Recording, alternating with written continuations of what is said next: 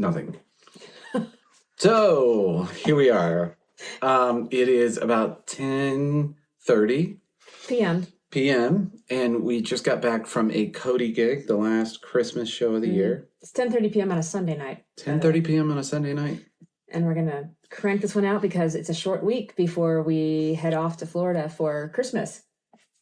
So here you go. Yeah.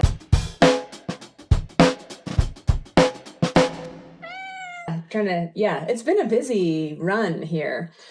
Yeah, it really has. But this was the last show of the year, like with any band. We're both done now for the year.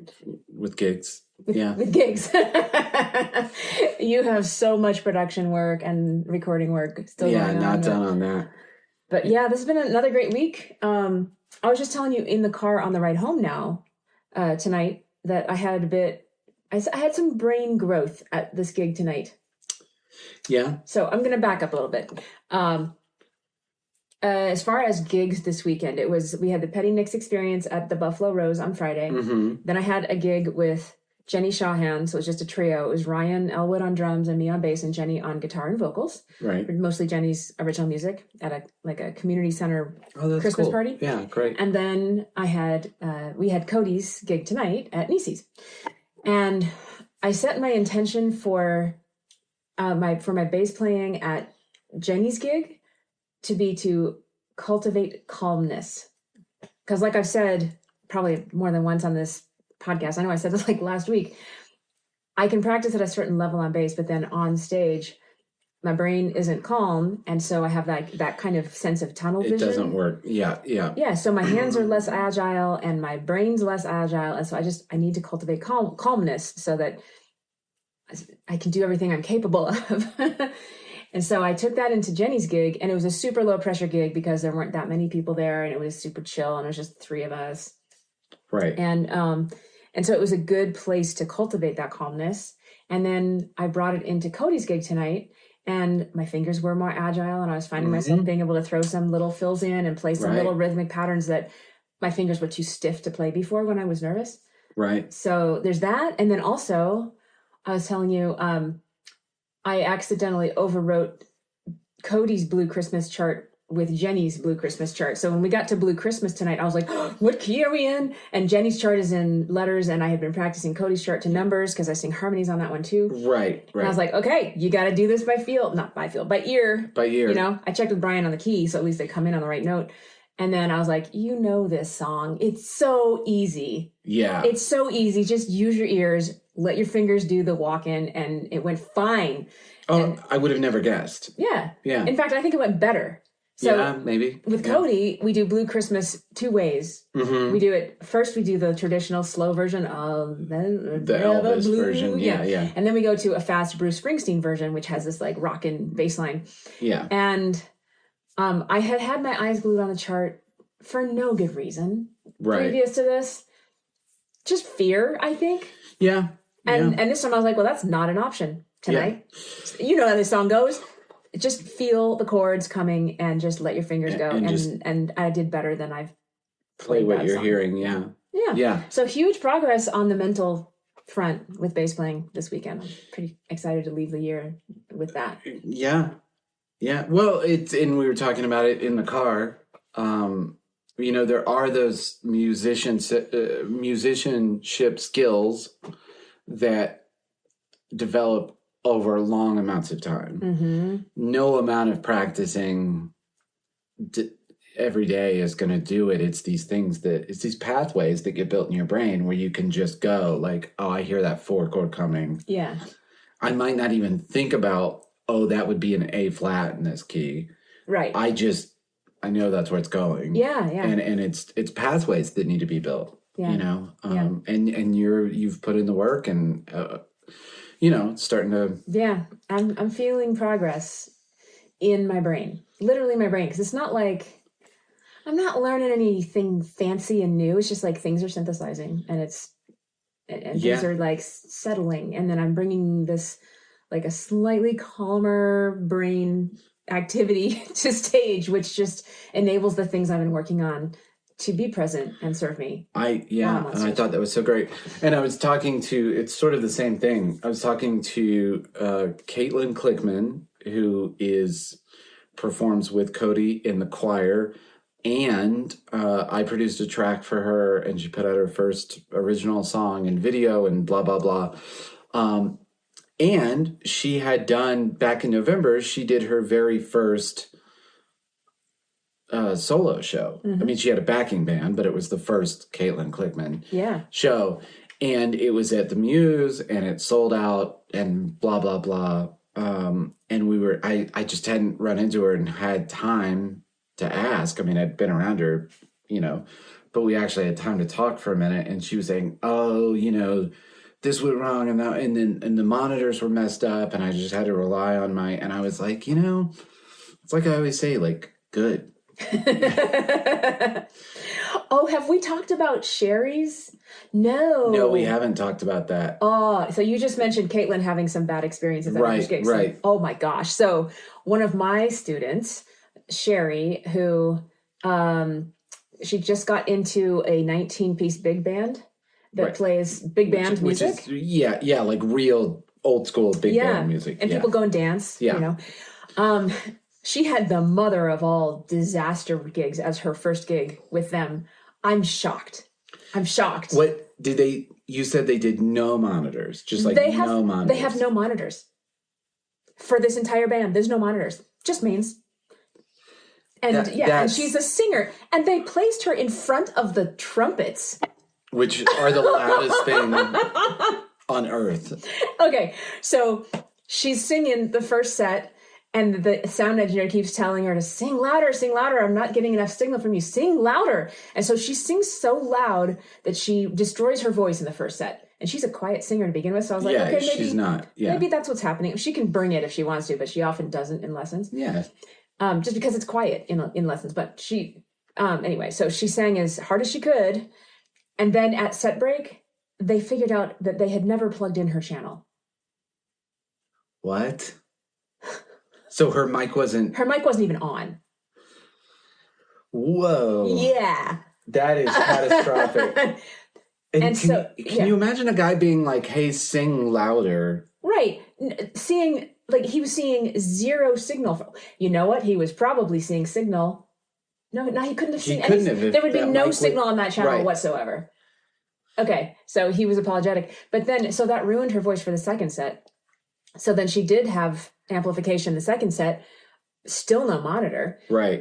So there's this, she basically lost her head voice because she blew out her voice in the first set. Yeah. So then she had a high song, sway or something, I don't know. And she had to modify the melody because she didn't have those notes in her voice anymore. Oh, she couldn't get up there. So she had to sing some different. Yeah. So she tried singing an octave down, but the octave down is out of her range. So she had to try to make up a melody, and she's like, I just completely lost it. Like I was completely in the dark. I didn't know where the melody was. I couldn't find it. And she's good we ad-lib. We like trade fours. No, she's great at that. She's really good. Yeah, she's really good. She can make stuff up on the fly. She's great with harmony. She's got a good ear. And she was so embarrassed. She fought the urge to pick up her music and just leave. And like after that song, just like walk out of the car and just leave because it was such a terrible experience. So I was like, wow, man, you've been through the worst of it. It's not going to get worse than that. But it's that exact thing I say all the time. Like I literally said it to some people tonight. I was talking to Jana and Caitlin. And I was like, you guys have heard me, the podcast people have heard me say it a million times.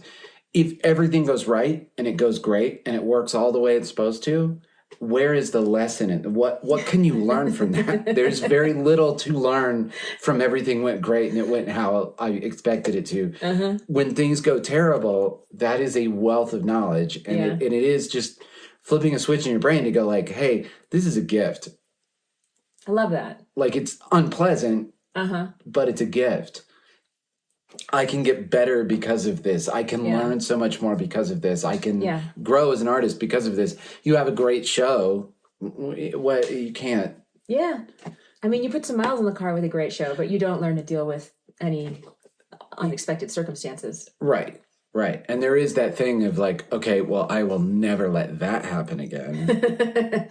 And that's sort of, you know, the thing is that they just keep coming up. Oh, they there's just always keep something coming new. up. I mean, at the showcase, I don't think we mentioned this on the podcast, but Nate's bass jack, the jack into his bass, like you said it like went into his bass. Yeah, the screws like stripped out, so the jack just like slid into the guitar. I don't think so we were that's down. happened to him in his entire career. No, right? That's not a thing that happened. It's happened to me because I destroy guitars. Oh. But I mean, I'm speaking for Nate here. He can tell me. But, yeah. But no, and we were like downstairs, like trying to like get it to like it was like kind of stripped or something, and we eventually got it. Yeah, and you know, and then speaking of tonight, during the first set, I don't know what was going on. Oh, that's right. There was jazz coming out of the monitors. Right. Now, I don't know if that was radio interference, like some cable was picking up. Yeah. Because there is a thing where if a cable isn't grounded correctly, it basically becomes an antenna. So that old school thing of, you'd have the wire that ran up the wall or whatever in the college dorm, because that was your antenna for the stereo. An audio cable can do that if it's not grounded correctly. It basically just becomes a radio antenna, and it will pick up straight radio stations, usually AM, kind of exclusively AM. But yes, there was jazz coming out of the speakers. There was like saxophone, and we're doing this like really soft acoustic whatever. And like one of them, I was losing my mind because what was coming out of my monitor, like I could hear the drums of whatever jazz was coming out through it. Oh my gosh. And it was not the same tempo and timing as what we were playing. So I was like hearing like, psst, psst, psst, and I was trying to play it like, do, do, do, do, do. It was just like, and so I don't know if maybe like, I don't know if it was the radio thing or maybe there was something crossed wire back at the sound desk. But yeah, that was, and we all got off stage and we're like, are you, like, were you hearing saxophone? It was low enough that like, I looked at Brian and he's like, you hear it too. I was like, he's like, I thought I was crazy.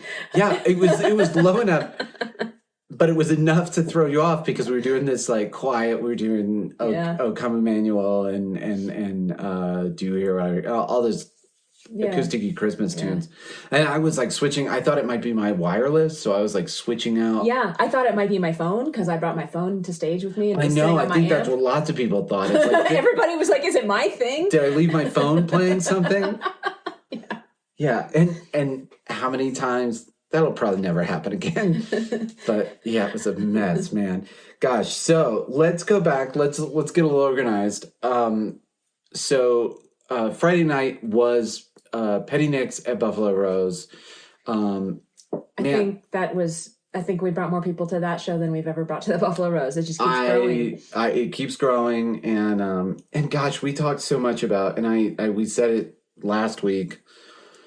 But, David, the manager there, and just everybody there, I mean, they just treat us so nice and take care of us so much. And it's, yeah. Oh, I have to say this.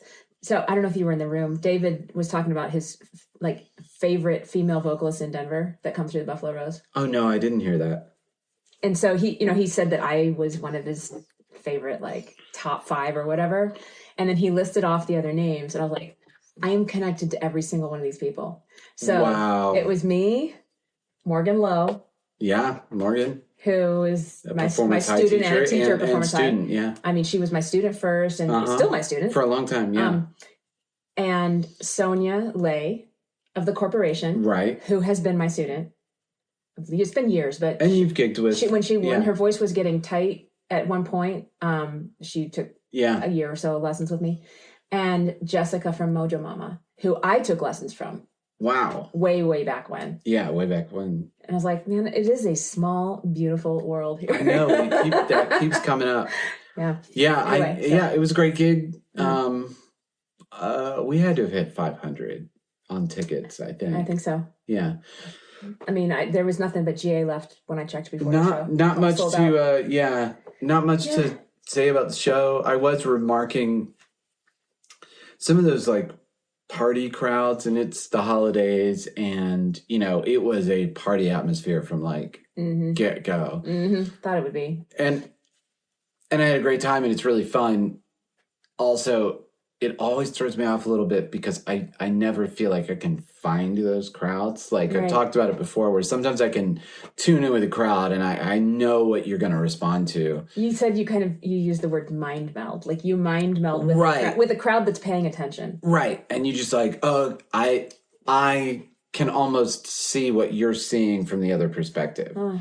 And with those party crowds, I'm like, I don't know what you're seeing. And you're cheering at the thing I didn't think you were going to cheer about. And then I did the thing I thought you were going to cheer for and nothing. And like, it's just like, all right, fine, just whatever. But gosh, it's an awful small complaint. It was a great gig. It was a great gig. And I just thought you were... I was on. You were really on. It. Yeah, I did some new ad-libs in a couple songs, and my voice was really working for me. And I noticed some spots I was telling you with Gypsy where, like, I've really started hearing it, your technique. And it really comes out on the smaller things. Like, when you're just, like, going and doing, what did I call it? The fireworks. You're just doing, like, the explosive stuff. You can do that all day. But when you do the, like, slightly quieter stuff and you're just like, man, you're not, like, screaming that note or anything. You're just, but it's ruler flat and the pitch is right there. And it's just so supported by your breath. And, like, man, I really noticed Gypsy was like that, where you were just like, man, it was so rich. Thank you. And it's just technique. That's what I've started really hearing it. Thank you very much. Yeah. Appreciate that. Anyway, we had a blast. And then you, Saturday night, you did your Jenny gig, but then you went and saw Nate play, I think. Actually, let's go a little bit back from that because I did something before I went to the Jenny gig. Okay. Which is I went down to Fracco's, which used to be... that's right. Yeah, it used to be the Toad Tavern. It's now Fracco's. I hadn't been to it since it turned into Fracco's with the new ownership. But they donated their space to host a Denver music scene mixer. Kind of panel mixer thing. Okay. It was more of a panel. There were 4 guys on stage. Stasny, Mark Trippinsey from the Long Run. Right. Great booker. That guy. The guy who fronts Rooster, the Alice in Chains dude. No, I know him. Gosh. I feel bad. Yeah. Anyway, 4 guys, like heavyweights in the scene.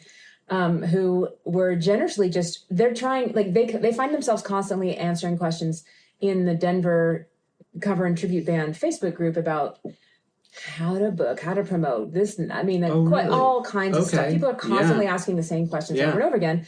And so they're trying to find a new format to help educate people because they have all worked in many parts of the music industry, from talent buyer to running venues, to being in bands, to working the bar. Like they all have like 360 views. I mean, playing in bands, of course, and traveling and touring.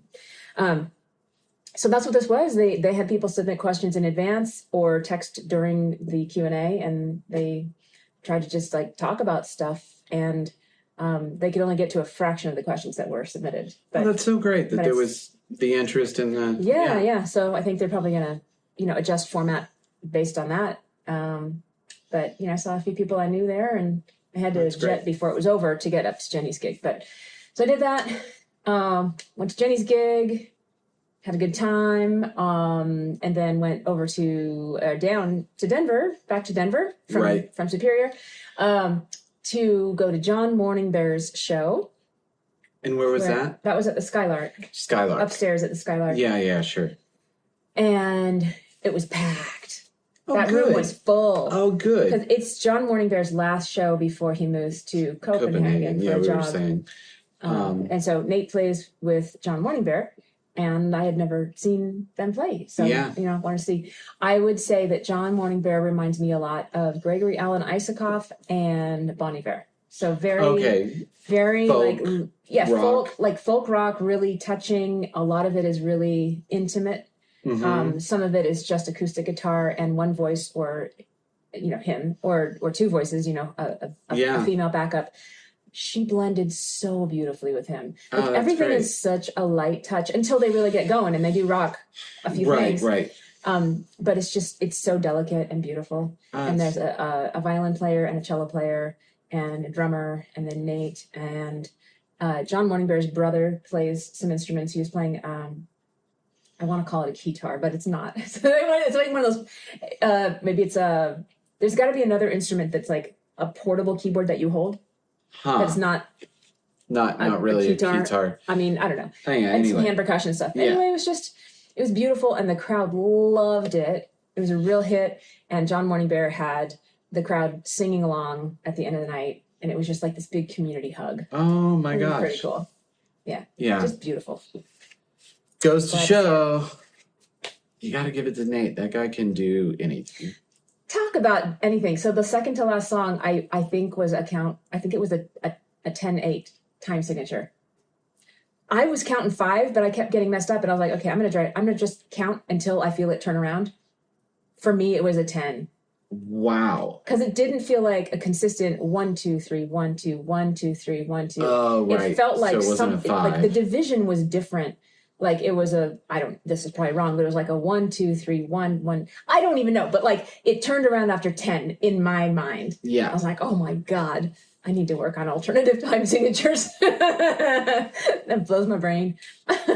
Nate's just a beast. We're so lucky to play with him. Nate, we're Thanks very for lucky listening. to play with you, buddy. Gosh, so you did all that. Yeah, and that was your weekend. I was tracking fiddle for the Eric golden record I've been talking about forever now. With Jennifer Scott, who was actually my student for a little while too. Yeah. I mean, she took a few lessons as well. Man. Wasn't a student for a long time. So we were doing country fiddle stuff, real California country style fiddle stuff. And it was really interesting because I don't track strings all that much. And it just reminded me of how, man, that is an exhausting thing to track, because if you've seen a violin, it doesn't have frets. So the finger placement, getting the intonation right on so many things is just the amount of attention you have to pay to just every single note all the time, and doing 8 hours of tracking.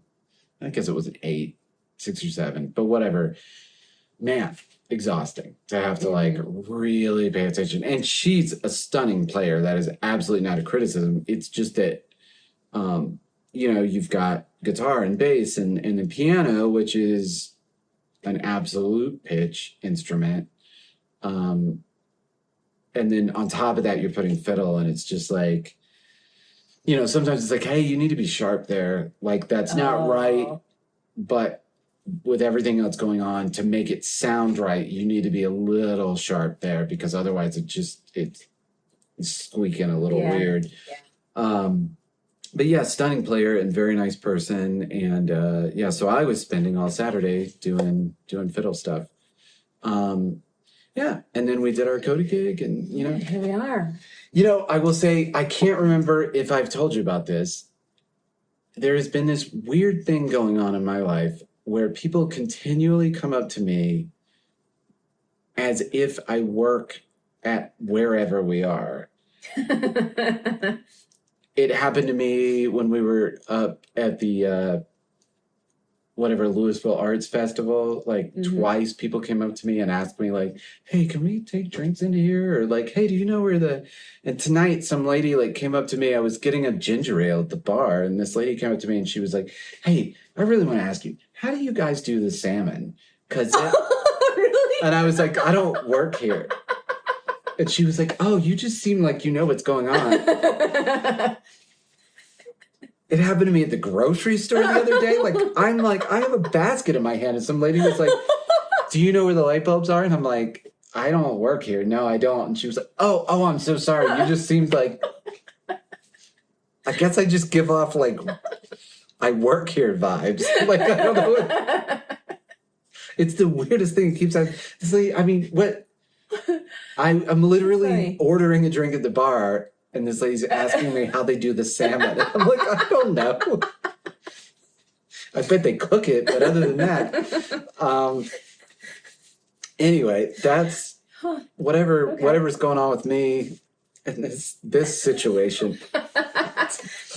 Could be the posture, could be the dress. It's this pretty authoritative dress here, the black hoodie. I sort of do have like No. I'm on the job. Because I always go out in between, before and after the show. I'll have my gig clothes on, but I'll throw something on over it. Yeah. Or with Petty Nicks, often I just take the whole thing off. But because I'm oddly superstitious about that. Like, you don't wear your stage clothes other than on stage. Mm-hmm. Like, you don't go hang out in the venue in the same shirt you're going to play in. Like, it's bad luck. Anyway, gosh, anything else? Let's close this one down. No, that's about it. Yeah, we're going to be heading to Florida, maybe doing some pods from there. I think we're going to do some pods from there. I may talk to some of the No Address guys because I'm jamming with the No Address guys, my band from my 20s. And you know what? I didn't tell you this. The drummer that is going to do it is Kevin, who was the drummer in my high school band that I played with from not just high school. I played with them from when I was like 14 to 19 or something. Oh my gosh, that's really cool. And that was the band that was like kind of big and, would sell a bunch of tickets and did a CD and blah, blah, blah. Yeah. But Kevin, who I have not seen in 25 years. Oh my gosh. Is going to come down and maybe longer than that. He's coming down and drumming. Fun. Yeah, so it's going to be a big reunion-y thing. Maybe we're going to do some episodes with those guys. And cool. And who knows, or maybe we won't. Anyway, we are sponsored, as always, by Performance High. Voice and Music Studio. And once again, by the Chipotle by Nisi's. We were at Nisi's tonight. We went over to the Chipotle. It was as good as it ever is. Yep. Yeah. What's the special right now? The carne... You had the carne asada. Asada, yeah. Yeah, so that's what they're doing Which over is rare. at the Chipotle. I don't eat meat that often. No. But I felt like it tonight. Anyway. Anyway, check out your local Chipotle. As long as it's next to a Nisi's music venue. Anyway, I don't know. It's late. It's time late. to cut it. All right, we're cutting it. Guys, thank you so much. Bye. See you next week.